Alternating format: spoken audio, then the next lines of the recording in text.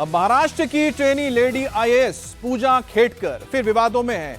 Posting के दौरान high demand के बाद अब उनका विवादित mock interview clip social media पर वायरल हो रहा है।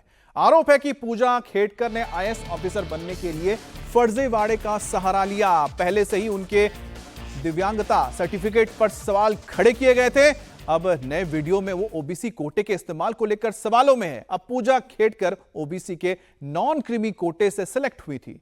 मॉक इंटरव्यू में वो दावा कर रही हैं कि पिता से वो अलग रहती हैं, जबकि 2024 के लोकसभा चुनाव में उनके पिता अहमदनगर से वंचित बहुजन अघाड़ी के कैंडिडेट थे।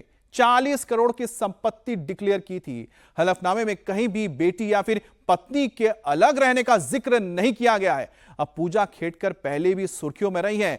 अब वो पुणे में पोस्टिंग पर वीआईपी नंबर, चेंबर और घर की डिमांड की थी। इस पर काफी हंगामा हुआ था और उनका तबादला वाशिम में कर दिया गया था। इनके पिता भी सिविल सर्वेंट रह चुके हैं और वहीं इससे पहले इनके दिव्यांग सर्टिफिकेट को लेकर भी विवाद हुआ था।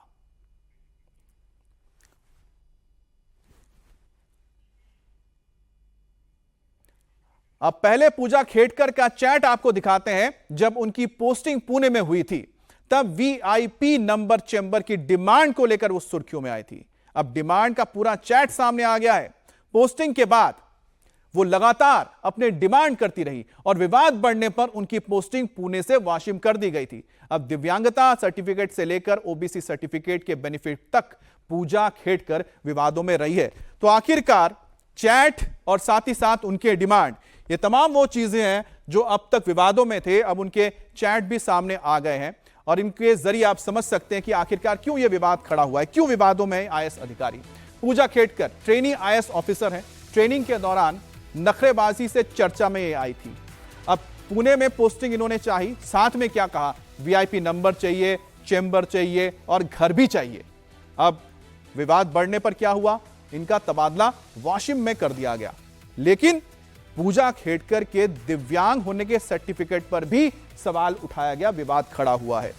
अब ओबीसी सर्टिफिकेट लेकर भी बातें चर्चा होने लगी है। क्रीमी लेयर में होने की बात कही गई थी। अब देखिए, क्रीमी लेयर में होने की बात भी सामने आ रही। तो ये तमाम वो पॉइंट से या बिंदु है जिसको लेकर पूजा के ऊपर जो आईएएस ट्रेनी हैं उनके ऊपर अब सवाल खड़े हो रहे हैं। पूजा खेडकर, जिन्हें ट्रेनी आईएएस ऑफिसर के दौरान ही नखरेबाजी के चलते चर्चाओं में आना पड़ा, उसके बाद उन्होंने मांग की, पोस्टिंग मांगी और उसके साथ ही साथ वीआईपी नंबर मांगे।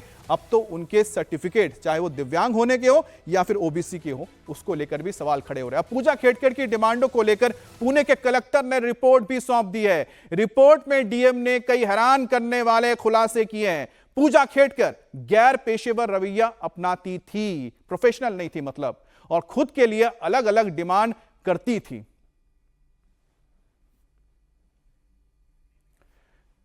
तो ये तस्वीरें आप देख रहे हैं जहां पर अधिकारी की ओर से, जिलाधिकारी की ओर से रिपोर्ट सौंपी गई है। और रिपोर्ट में क्या कहा गया है, रिपोर्ट में कहा गया कि वो प्रोफेशनल नहीं थी, यानी कि जो उनको काम दिया गया है वो प्रोफेशनली नहीं करती थी और साथ ही साथ वो डिमांड करती थी, जैसे कि वीआईपी नंबर मांग रही थी, घर मांग रही थी, चेंबर मांग रही थी। और अब आपको वायरल वीडियो भी दिखाते हैं। मॉक इंटरव्यू के इस वीडियो में पूजा खेडकर नजर आ रही हैं और उनके पिता को लेकर सवाल किया गया है। इंटरव्यू ने सवाल किया कि जिस पर उन्होंने जवाब देते हुए कहा कि वो पिता से अलग रहती हैं।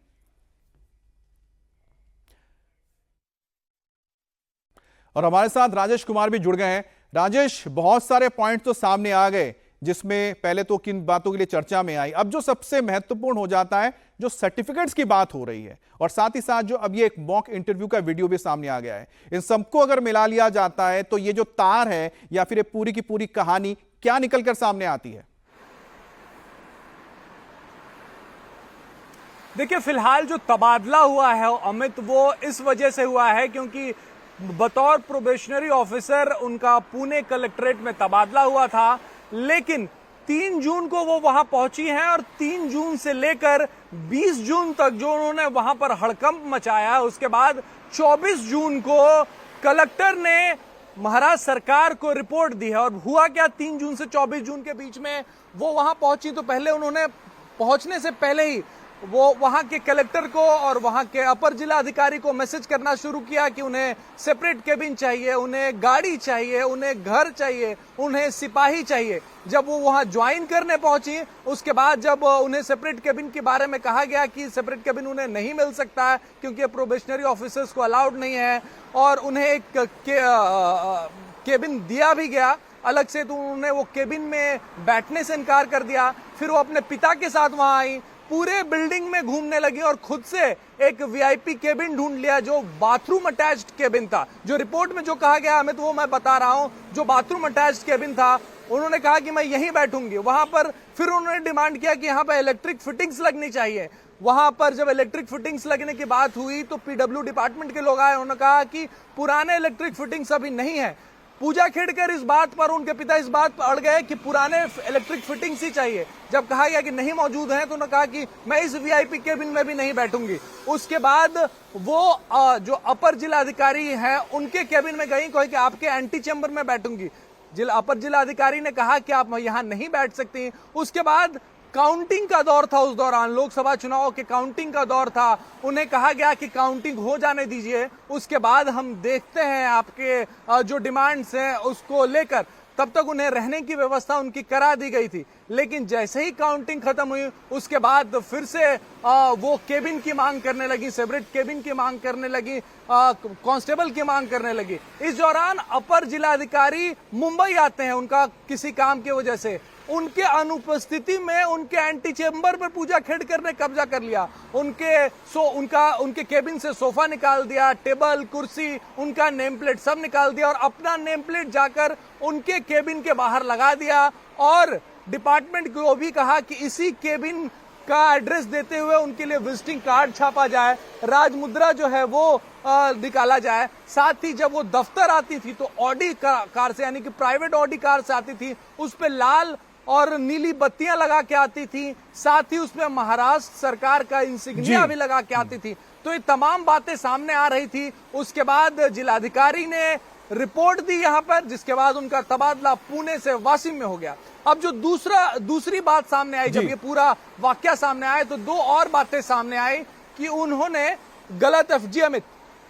जी बिल्कुल, जैसा आप बता रहे थे कि आपने तो पूरी कहानी बताई, लेकिन साथ ही हम ये बता दें तो उनका जो दिव्यांग होने का सर्टिफिकेट है और जिस ओबीसी नॉन क्रीमी लेयर का सर्टिफिकेट या फिर जिसके जरिए वो आई थी इस सेवा में, उस पर भी सवाल खड़े हो गए हैं। आपको बताते हैं कि पूजा खेड़कर के पिता 2024 के लोकसभा चुनाव के प्रत्याशी रहे हैं और अपनी दाखिल चुनावी हलफनामे में उन्होंने अलग होने का कोई जिक्र ही नहीं किया है परिवार के साथ। वहीं इससे पहले पूजा खेड़कर के दिव्यांगता सर्टिफिकेट को लेकर भी सवाल उठे थे। अब इस पर भी सवाल उठ रहे हैं कि वो ओबीसी नॉन क्रीमी लेयर से आती है या नहीं।